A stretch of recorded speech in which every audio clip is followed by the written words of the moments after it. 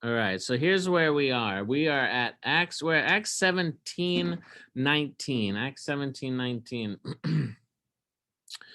And Paul finds himself now in Athens. So we have here a little map of southern Greece, and someone's divided here roughly into the kind of provinces of Greece at the time. This is Epirus here on the west coast of Greece, Macedonia, which is kind of north.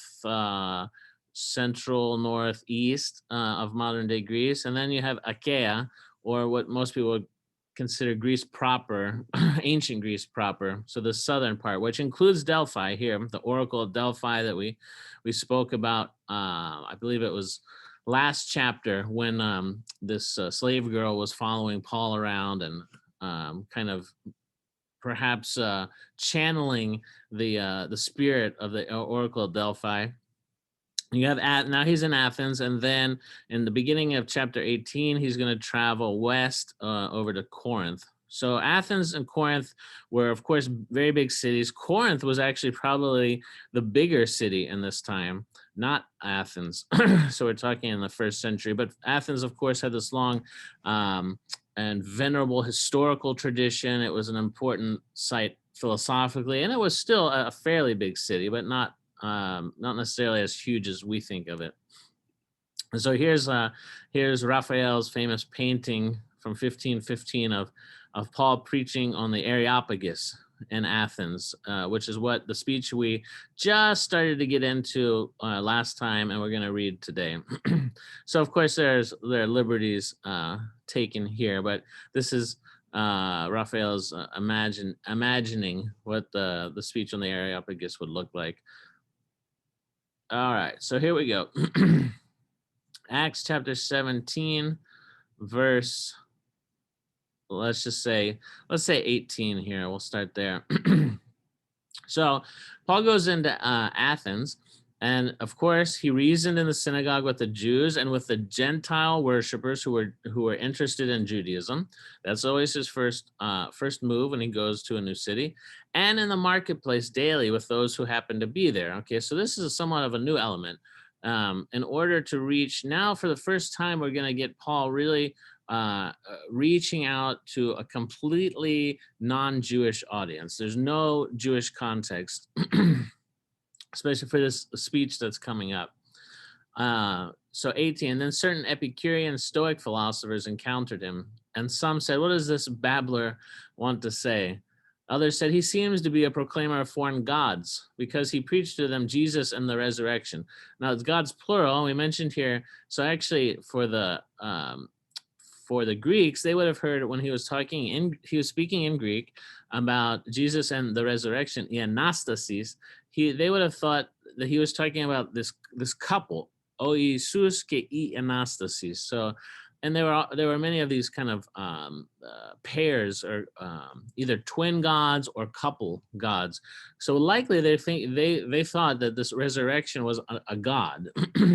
The idea of this bodily resurrection, as we're going to see, would have been very foreign and off-putting to them. All right, 19. And they took him and brought him to the Areopagus. All right, so the Areopagus is also known as Mars Hill, and you can visit there in Athens today. It's a little kind of outcropping. From there, you can see over to the Acropolis. And the Areopagus is traditionally the site where the sort of high court of Athens met. And so there were some changes in exactly what the jurisdiction of this court was over time, depending on how independent they were.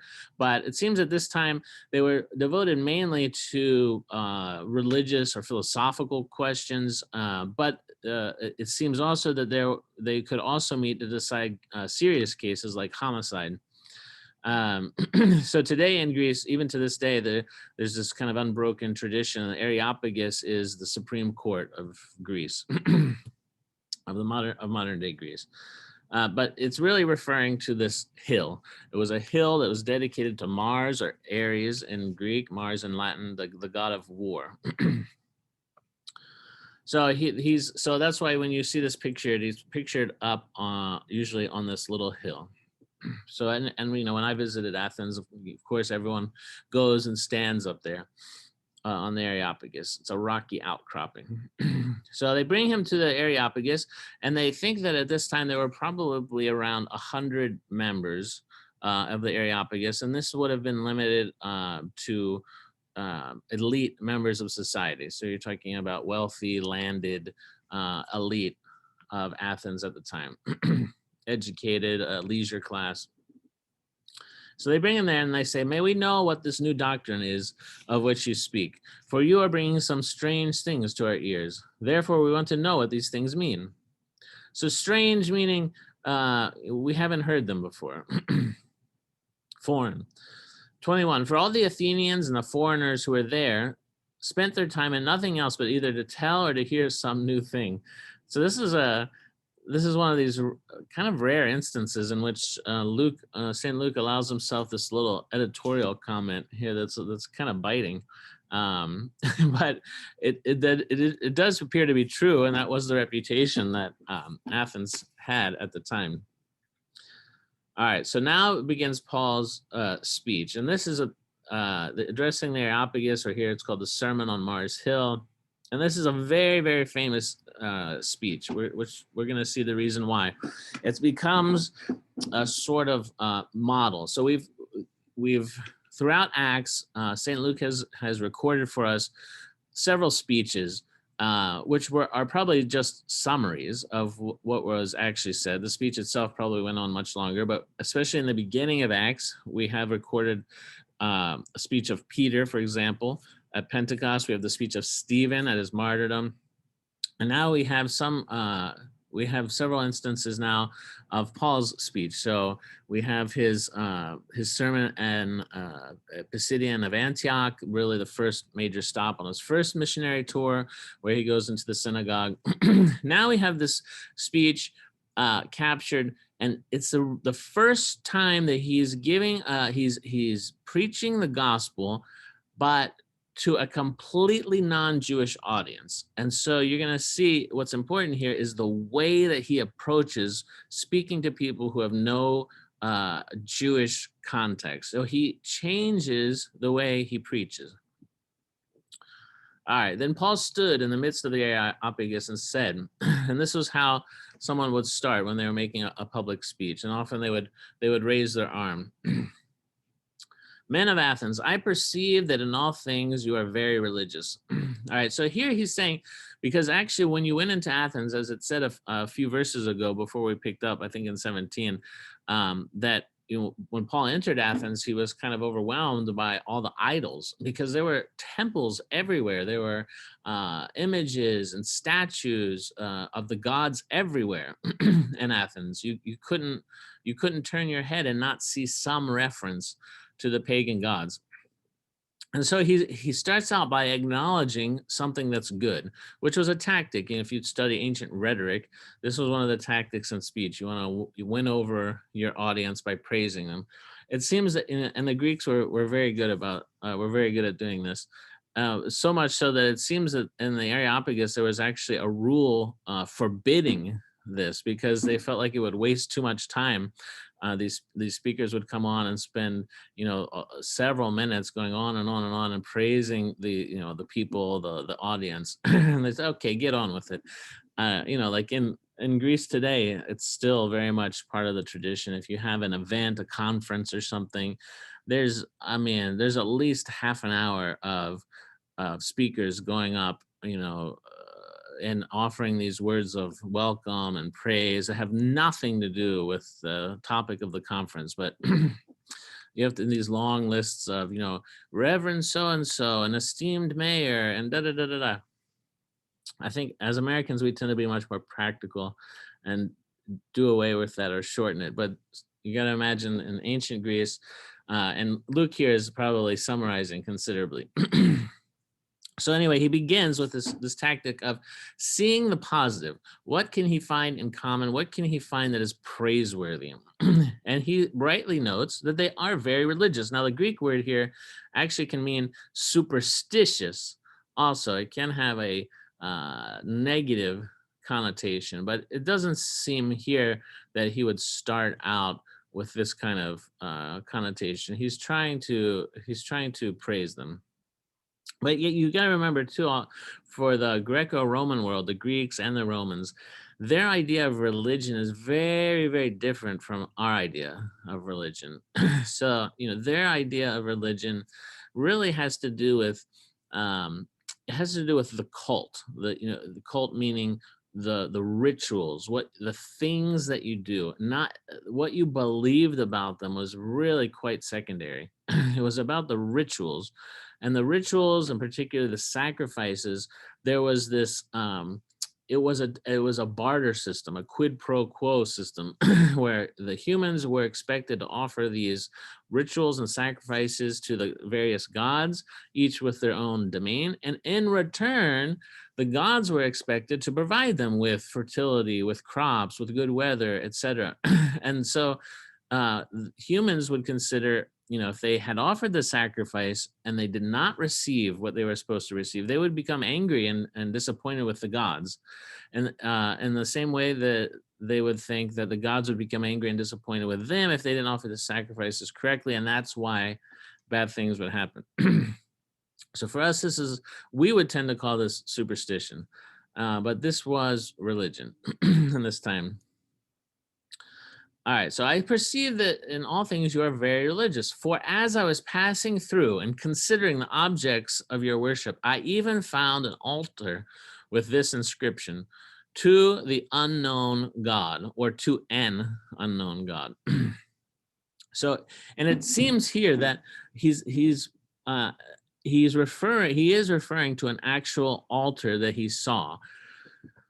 So what does that mean? So there's a couple of theories. One, like Saint Jerome, so maybe around the 5th century, he seems to have actually seen altars in Athens that had an inscription like this. But although he says that the inscription that he saw was in the plural, to unknown gods, which would have been perfectly normal. And that Paul perhaps adapted that to the singular. We don't know, or by that time though, this particular altar could have been destroyed again. What probably happened was that it wasn't necessarily that the Athenians or the Greeks and Romans in general would build from scratch an altar or temple to an unknown god. What probably happened was that over time, remember, we're talking about ancient civilizations, that over the centuries, altars or temples would fall into disrepair. Let's say the original people who made it died off, the particular cult of this god died off, or there was a war, and some of the city was destroyed. And so people would find these ancient altars, like in Greece today, that you find archaeological sites, and you kind of have to try to piece together what happened. So probably what happened was that at some point, probably not too long ago in Athens, they found an altar in disrepair and in ruin, and they couldn't make out, based on what the ruins that were left, who it was originally dedicated to what god. So the Greeks and the Romans were very pious in this way. It would, out of their piety, they would want to rebuild the altar. It didn't seem right to them to leave it in disrepair and in ruin. So someone would probably take the initiative, or maybe even the city, to rebuild the altar, to put it back together. But since they didn't know and couldn't figure out who it was originally dedicated to, they would simply say to an unknown god. But the important thing was that they had done their part and had restored this altar, right? So they had done this act of piety, and they didn't know who the god was, but it was somebody, and they didn't want to offend him by leaving his altar in disrepair. Does that make sense? So that's probably what Paul saw, is this is a situation like this. So he cites this. He says, I even found an altar with this inscription: to the unknown God, or to an unknown God. Therefore, the one whom you worship without knowing, him I proclaim to you. So Paul finds, they wouldn't necessarily have thought of it like that this one particular altar or temple that he found, that they were all going there and only going there. In their mind, you had to respect all the potential gods. They would rather have this kind of shotgun approach. It's better to cover all your bases and lest you anger one of these gods and they take it out on you and your city. So they were covering their bases by doing this, building this altar temple up again, and perhaps they offered some kind of service there once in a while. But don't get the impression that they had abandoned all the other temples and they were only going to this place. No, they were including it among all the many, many, many hundreds of temples they had. And so he's saying, well, obviously you have some devotion. You've done something. You've reconstructed this altar. Perhaps you're having some service there to acknowledge this unknown God so as not to offend him. What if I told you that I know who this God is? So they're saying, oh, maybe he actually knows who it was originally dedicated to. So him, this one that you're worshiping, I'm here to proclaim who it is, who he was. This is probably what they're thinking. And so then he's got their attention, right? He's found a point of connection with them. he's praised what is praiseworthy in them. He's found a point of connection, and now he's going to use that to get in and make his point. So, and he's either found it in the singular, God singular, or he's changed it from plural to singular. And he says, God, who made the world and everything in it, since he is Lord of heaven and earth, does not dwell in temples made with hands, nor is he worshipped with men's hands, as though he needed anything, since he gives to all life, breath, and all things. All right, so here we see the first important difference. Paul, we see, keeps following patterns. And in his patterns so far, when he goes to a new place, he immediately seeks out the Jews first and foremost. He comes to preach to the Jews. Here he's followed the same pattern, but now he's made this important continuation or extension because he's been overwhelmed by all the pagan symbolism, and he's kind of struck by it. So he feels compelled to preach to them. So in the previous speeches, if we look at when he was preaching to the Jews in the synagogue, he starts with, he always goes back, he presents with a narrative, the historical narrative. How did we get to this point? He always starts with the beginning of the story of God's choosing his people. So he starts with Abraham, usually. Now here you notice, because he's not preaching to a Jewish community, he goes back even further now. So it's almost like also in the Gospels of Matthew and Luke, they both have these genealogies very early on in the Gospels that set the tone, that provide the historical context, the historical narrative. Now Matthew, he goes back to Abraham, because he's writing to a Jewish audience, but Luke is writing to a more Gentile audience. He goes back to Abraham and keeps going all the way back to Adam, the first man, the beginning of creation. So here too, he has the same strategy. He doesn't talk about Abraham, Isaac, and Jacob, which is what the Jews would expect, because these people he's talking to would have no idea who they are. Instead, he goes back to the very beginning. And he's making, for us, what he's saying seems very obvious, but not for the Greeks. The claims he's making that there's only one God, there was this kind of, the thought in the Greek world was starting to coalesce at this time around this idea that really there was one supreme God. But in Greek thought, especially under the influence of Plato, they tended to separate. There was a dualism. There was the material world and there was the spiritual world. The spiritual world was good, the material world was bad or evil. And so even though the thought is kind of percolating at this time that there's really this one high God, and then underneath him maybe there's this pantheon of gods, they still couldn't quite accept that this one all-powerful God was the God who made earth. And so instead, most of the time in these in this religious thought, which spills over into the early Christian heresies, they posit that there's this one supreme God and there's another God called the demiurge, this kind of second in command, this demiurge. And the demiurge is the one who actually created all of creation, the material world. And usually they say that there was this pre-existing matter that was unformed, and that the demiurge created, gave shape and form to the matter. And that the all high God had these sort of divine ideals of what things should look like. which is what's perfect and good, these non-material spiritual ideas, and that the demiurge created it something like what he saw in these ideas, but they were imperfect because the material world is kind of by definition bad. So here what Paul is saying is that, and so we have this in early Christianity. One of the early big Christian heresies was Marcion, the Marcionites, and he posited that the God of the New Testament and the God of the Old Testament were two different gods. The God of the New Testament was the true all-high God, and the God of the Old Testament was this demiurge. The demiurge was the one that created the world, but he created it because it was material. He created it in a bad way. So anyway, this is how the audience would have been thinking in religious terms. But Paul is saying, no, there's only one God. And like, okay, I can get on board with that.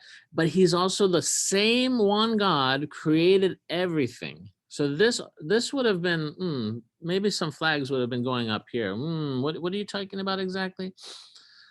All right, so he's the Lord of heaven and earth, does not dwell in temples made with hands. So, of course, the Greco-Roman religion is very much interested, and ancient Judaism of the Old Testament is very interested in this idea of worshiping God in these temples. Now, Judaism was very different in that they would not accept any kind of symbol of God who was going to be trapped inside this kind of temple, this box that you could put God in. And so you could go in there and put in your quarter and turn the thing and get whatever you wanted out of God. This was more of the Greco-Roman understanding that the temples were actually kind of this place where you would capture the God. You'd have a statue or symbol of the God inside the temple, and you'd kind of captured him like a lion in a cage. And so therefore you could go to the temple, you could put in your quarter, bring in your sacrifice, make your demand or request, and you were supposed to get it back. That was the exchange system you had with the gods. So Paul, now also in this time, there's also a movement and understanding among the Greeks that this kind of material sacrificial system was a little bit base, a little bit, and so some of the philosophers were a little bit more refined, like the Stoics and the Epicureans he mentioned. Both would have agreed, at least in principle, with what he's saying here, that he doesn't need this physical worship. He doesn't need to be worshipped in temples made by hands, and that he doesn't need anything, that he's sovereign. All right, 26. And he has made from one blood every nation of men to dwell on the face of the earth, and has determined their pre-appointed times and the boundaries of their dwellings. So he's referring here to Genesis. He's not quoting Genesis because, again, these aren't Jews. They wouldn't have been familiar with it. But he's saying, and what he's saying here also is something that would raise flags for the Greeks from Achaia in particular. So in Achaia, it was one of, I think I read that it was actually that the people of Achaia were, this, Greece proper, southern Greece, were the only people of antiquity in Europe at this time who did not have an origin story, who didn't have some kind of memory, usually captured in myth, about where they immigrated from some other place. The Achaeans, the people of Athens at this time, they believed that they actually were grown from the earth of Achaia, that they were taken from the very earth there, and they had never been anywhere else. This was a somewhat different, a unique view. And so they were kind of these autonomous people who had been created, this unique autonomous a tribe that was indigenous to that area. And that therefore there was a certain superiority, that they weren't connected with other people. And so St. Paul is saying here, going off of Genesis, no, God made all human beings from one blood. All humans are related and descended from the same source. And that he has determined their pre-appointed times and boundaries of their dwellings. Again, this is from Genesis, where God makes the nations 70 or 72 nations, and he actually appoints their places, the places where they will live on earth. This is in Genesis. 27. Why did God do this? So that they should seek the Lord in the hope that they might grope for him and find him, though he is not far from each one of us. So God, it says like in Romans, for example, Paul says that God created the Gentiles, but allowed them to go their own way. And he did not hold them accountable for the mistakes they made. He revealed his law to his chosen people, the Jews, and through them, he was hoping to draw all the nations to him. So up to this point, when the law has not been revealed to the nations other than the Jews, God did not expect them to live by his commandments because he hadn't made them known. They had transgressed, but they wouldn't be held to account because they didn't know better. But God's hope is that, and here's what he's referring to, that they might grope for him and find him, and this is called natural theology. So that by viewing the world, by viewing the way the world works, that the human being, even without a direct revelation from God, would at least begin to understand some things about God from the way the world worked. From the way the world works, you understand its creator, right? And this is important because Paul is really, this whole speech, he's really touching a lot of points of agreement with the Stoics in particular. The Epicureans, not so much. In fact, at the end, the ones who ridicule him are probably the Epicureans. But the Stoics, there's all sorts of evidence to suggest that Paul was familiar with Stoic philosophy. Maybe he wasn't an expert, but that he was quite familiar with Stoic philosophy, and that for 300 years, since the time of Alexander the Great, 300 BC, as Jews lived in this Hellenistic world, there's a history of Jews before Christ of trying to adapt and find common ground and bridges with Hellenistic thought, with Greek thought. And so already before him, there's this history of Jewish thinkers like Philo of Alexandria trying to find points of connection between Judaism and philosophies like Stoicism. So Paul is probably playing on this. So one of the things the Stoics believed was this kind of natural theology, that there was a certain rationale, a certain logic that underlied all creation, and especially man. Man was endowed especially with reason, and that through this he could live in accord with nature. This was the big thing for Stoics. So to live kind of in harmony with nature. So to do that, you had to perceive the way in which nature worked and the underlying kind of principles that united nature with man. And so this, you got all kinds of points of contact with Christianity, because the Stoics also use this word logos, which is logic or reason or rationale, which they believed it was underlying all of creation. And the Christians too, we say that, and this idea in the background of the all high God, and then the second God, who's the demiurge who created the world. In Christian thought, we say that, you have God the Father, and then you have the Logos, Jesus Christ, the Logos, which the Stoics would have understand, the Word of God, through whom God made the world. So especially for Stoics, they would have heard all these terms and they could understand basically. Now they would have misunderstood, but they would have heard this talking about the Logos, the Word of God, through whom the world was made.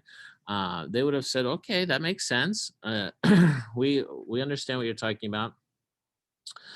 So basically what Paul is saying is that, and this would have resonated with the Stoics, that God created these people and hoped that through natural theology, through this connection between their own reason, their own logos, and the logos reason design behind all of creation, they would have come to know something about him.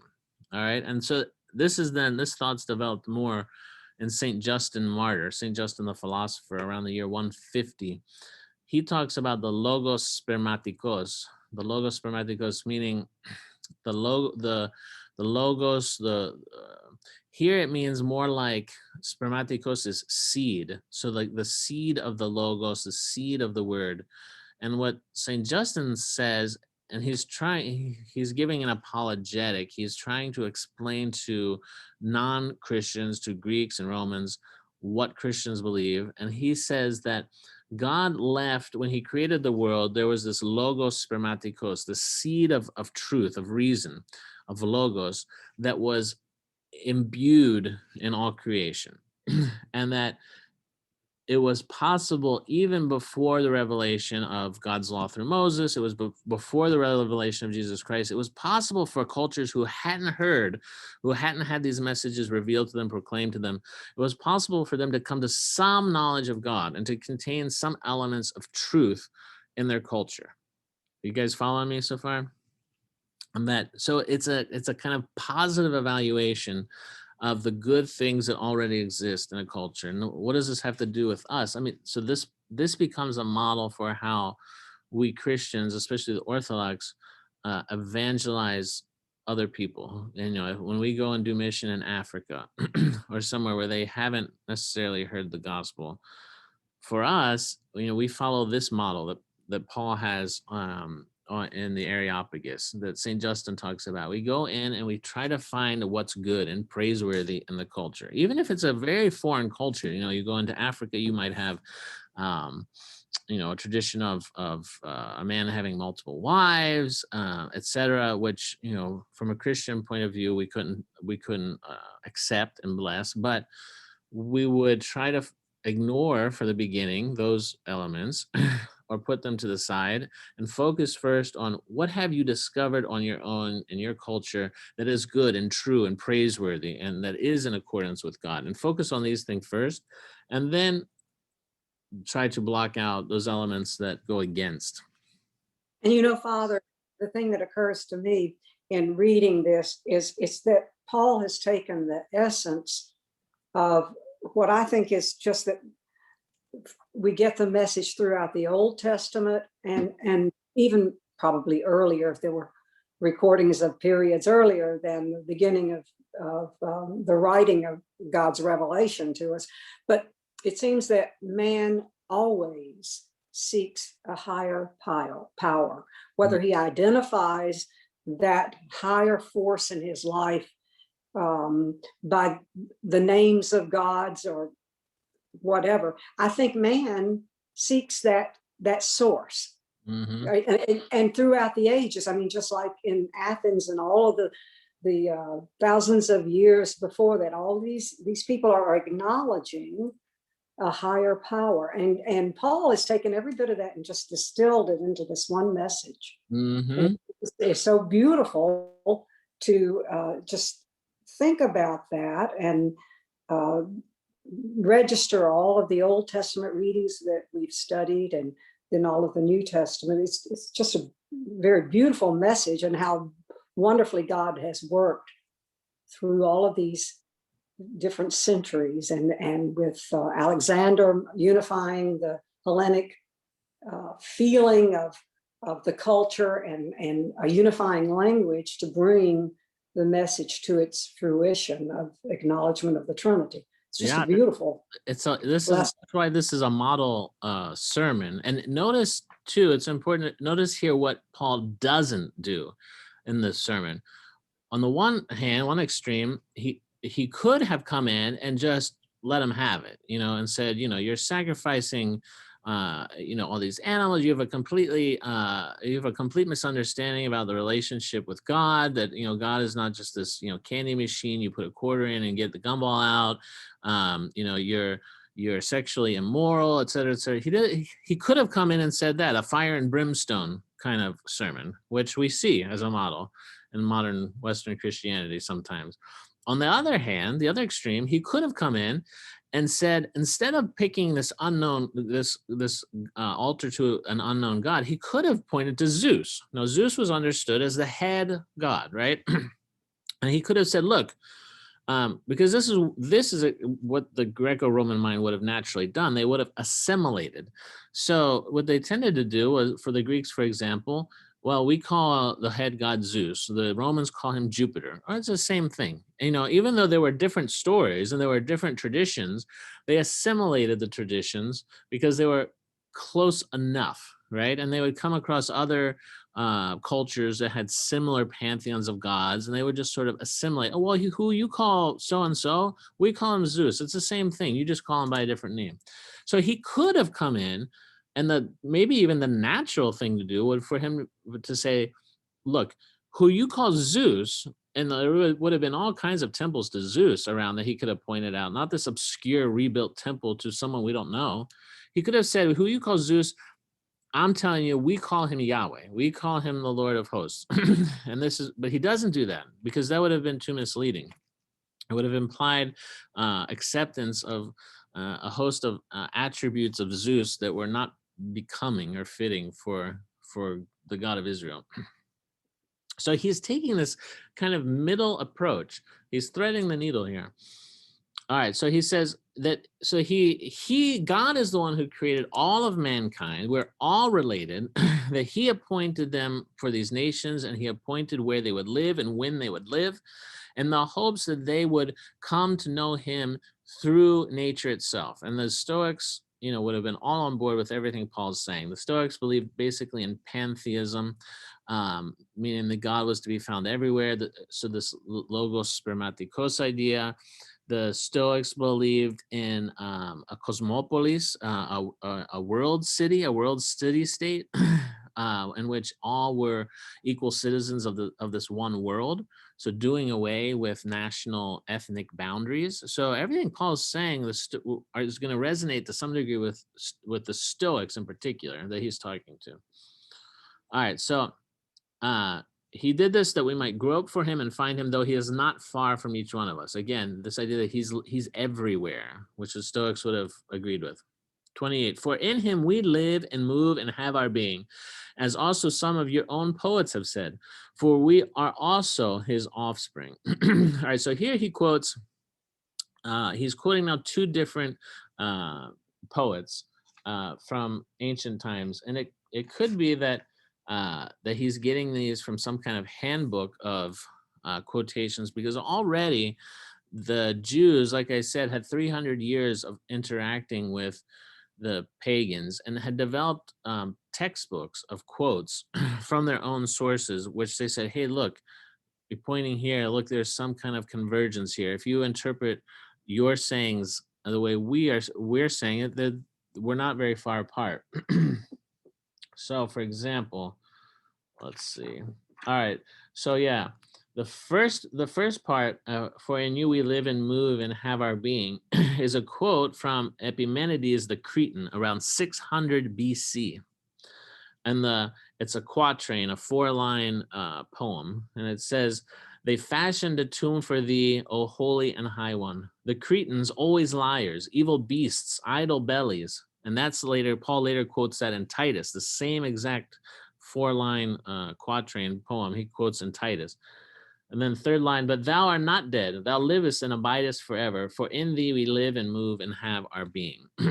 So you can see how the Jews would find a quote like this and say, oh, this, and especially the Christians would find a lot to mine in this quote here. And then the second part seems to be from this poet Areopagus, born around 300 BC. And Areopagus is actually from Cilicia, where Paul was born. So it's quite certain Paul would have known him. And here Areopagus says, let us begin with Zeus. Never, O man, let us leave him unmentioned. All the ways are full of Zeus, and all the marketplaces of human beings. The sea is full of him, so are the harbors. In every way we have all to do with Zeus, for we are truly his offspring. So now he doesn't quote any of the part about Zeus, but he does point to the idea that we're all offspring of this one God, making all of humanity one brotherhood, which is something that the Athenians wouldn't necessarily have assumed. So he quotes just that part, for we are also his offspring, to show this, to point toward, look, even in the pagan poets and philosophers, there's this idea that we're all united under one God. All right, so 29. Therefore, since we are the offspring of God, we ought not to think that the divine nature is like gold or silver or stone, something shaped by art and man's devising. So again, he goes back to this idea of temples, of idols, of things made with hands. And remember, if we go back to Stephen's speech that gets him martyred, he's making the same critiques of the Jews. So this is a kind of recurring theme about how important is the temple in Jerusalem, for example.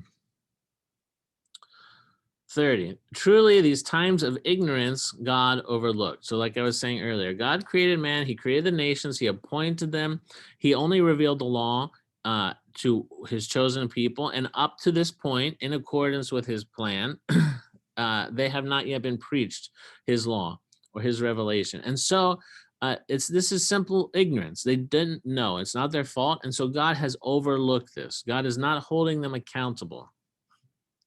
But now God commands all men everywhere to repent. In other words, which means literally to change their mind, to change their way of thinking. I mean, if we use the repent in the way we usually think about it, repent means, going from, what you know to be wrong, and repenting and doing what you know to be good.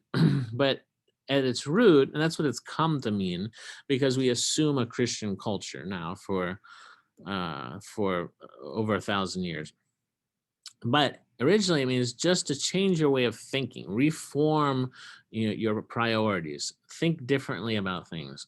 So now he says, now it commands men everywhere to change their way of thinking and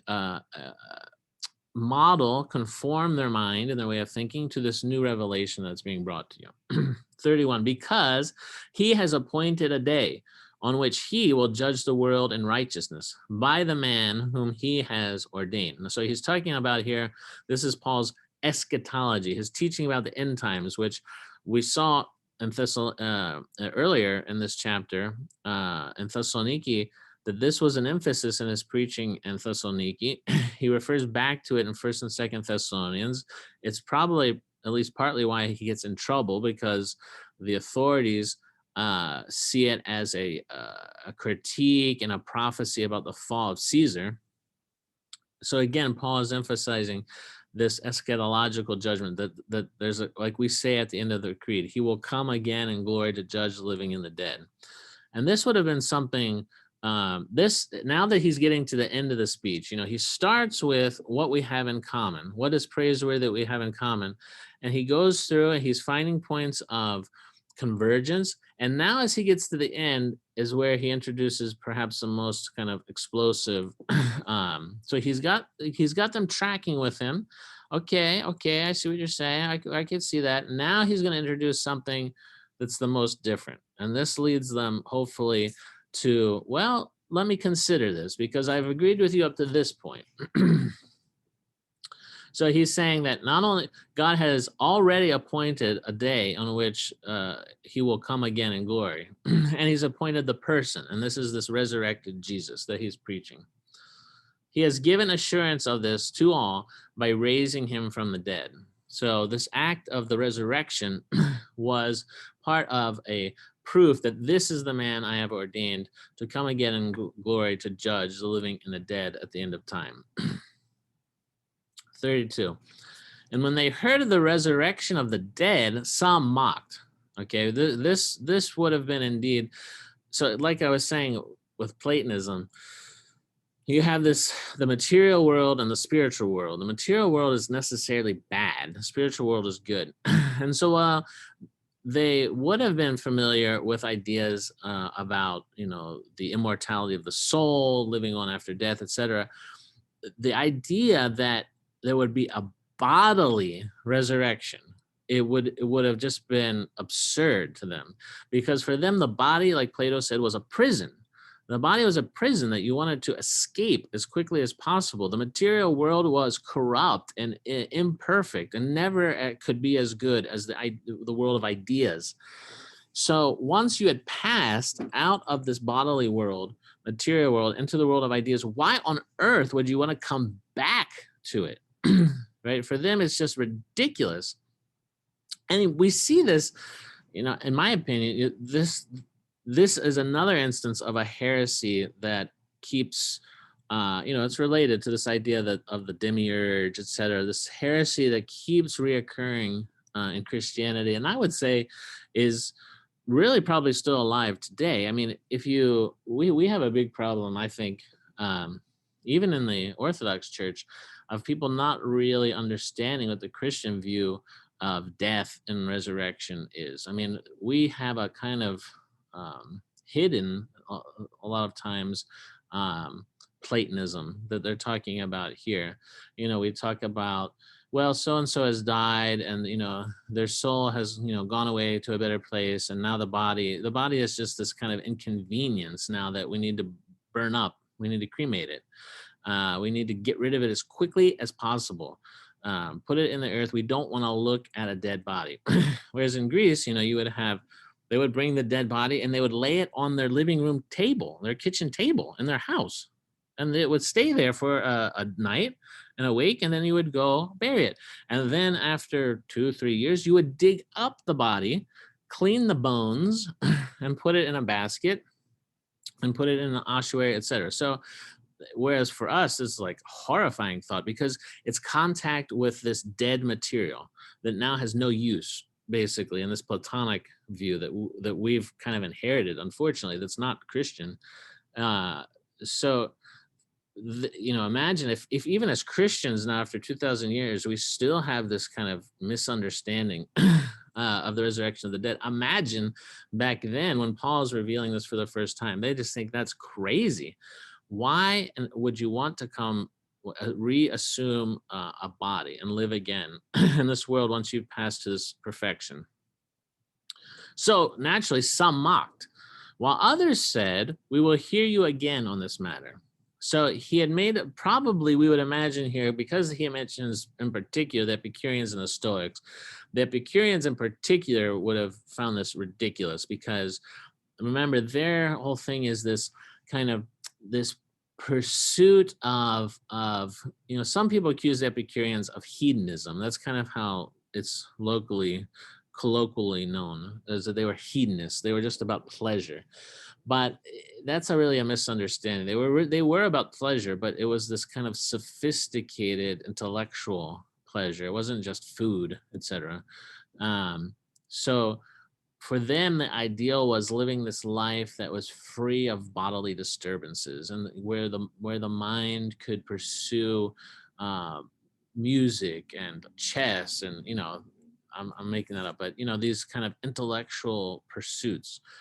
So for them, especially once the soul is free from the material world and is enjoying this kind of blissed state where it's just contemplating God and these kind of the high ideals of the spiritual world, that's the whole point of their life, is to do that as quickly as possible. So for them to want to come back in the body, no way. The Stoics, on the other hand, probably would be a little bit more open to this idea. So especially since he's made so many points of convergence with them, that at least they're willing to hear him again. It doesn't mean they're probably running to sign up, but at least they want to hear more. They're intrigued by his speech. So 33, so Paul departed from among them. 34, however, some men joined him and believed, among them Dionysius the Areopagite, a woman named Damaris, and others with them. All right, so here, Dionysius the Areopagite, there's a long story about this. So Dionysius, this is where even the term modern Latin based name Denis is a derivation from Dionysius, Denis in French. So Dionysius the Areopagite, by tradition, by the church's very early tradition from Eusebius in the 4th century, identifies Dionysius the Areopagite. He goes on to become the first bishop of Athens. This is the tradition of the church. And then this woman named Damaris, there's a bit of, we don't really know too much more about her. St. John Chrysostom in the 4th century says that she was Dionysius's wife. Others speculate that because it would be a little difficult, the text kind of assumes that she's there at Paul's speech, but it would have been very unusual in the Greco-Roman world, and the Greeks were even worse than the Romans about this, of women having any public role. Women being in a public space would have just been almost unthinkable. The only ones that potentially would have done that would have been basically like, how would you translate it? Basically like escorts, you would say. In other words, prostitutes, these kind of sophisticated escorts because it would be so scandalous to have a woman in a public space. So some speculate that she was perhaps some kind of escort, and that's how she ends up here. Others say that she could have been, that there were some cases where philosophical schools would accept women disciples, some cases. But St. John Chrysostom, the church tradition seems to coalesce more around the idea that she was his wife, which makes some sense. But anyway, there is some fruit from this. So these are the first really, pure pagans who have no previous exposure, it seems, to Judaism, who become Christian, Dionysius the Areopagite. Now later, well, this is a big debate, but there are a bunch of writings attributed. You may have heard the term pseudo-Dionysius the Areopagite. There's a whole bunch of very important writings that are extremely important and influential. One's called the Celestial Hierarchy, one's called the Ecclesiastical Hierarchy, that are attributed to this Dionysius the Areopagite, the one who converted in Athens, the first bishop of Athens. But most scholars now say that they were written much later, maybe like the 5th century or something like that, and then somehow attributed to Dionysius the Areopagite. We don't know. There's no way to settle that issue. All right. So we've come to the end of 18. Any questions? Yeah, yes, Father, I have a question which may take us too far. Oh, you went mute again. Hold on a sec. Wait, there you go. I'm asking you to unmute, so there may be a box that pops up.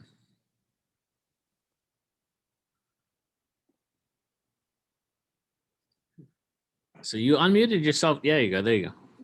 Okay. At what point, in the Old Testament, we know that some of the patriarchs had multiple wives. So at one point in the development of Christianity, was it decided that that was not moral, that wasn't right? Boy, that's a good question. Because that would be something that, well, is that scandalous or not? No, well, I think it's in the law of Moses. No, it's in the law of Moses, because so before those instances you're talking about are all before God reveals the law to Moses. In the law of Moses is when monogamy is proclaimed, although it's a kind of serial monogamy, because it says that God allows for the hardness of men's heart, and for that reason he allows divorce, although it's clear that's not his preference, but he allows divorce and he sets out the procedure for divorce. But from that point, from the law of Moses, you can only have one wife at a time. Now then over the centuries, then that becomes a big it becomes a debate, so that by Jesus's time, it's a big debate that they ask him about, and the interpretation. So we know that God wants monogamy, and the reason God ordains monogamy in the law of Moses is as an analogy to man's relationship with God. So whereas in previous times he had allowed polygamy, now you can see even with his chosen people, he's slowly trying to train them up, to teach them. The law is a guide, a tutor, as Paul says. So the point of monogamy is so that if I can't be faithful to one spouse, how can I be faithful to one God? Right? So there's this analogy drawn that by limiting by monogamy, God is training the people up to limit their worship and be faithful to one God only. And that's why throughout the prophets, God is always talking about, the analogy is always between adultery and the worship of Baal, the worship of these other gods. It's always seen as adultery. And then Israel is not only portrayed as God's son, but often as his bride. So again, there's this imagery of faithfulness to the one God and monogamy.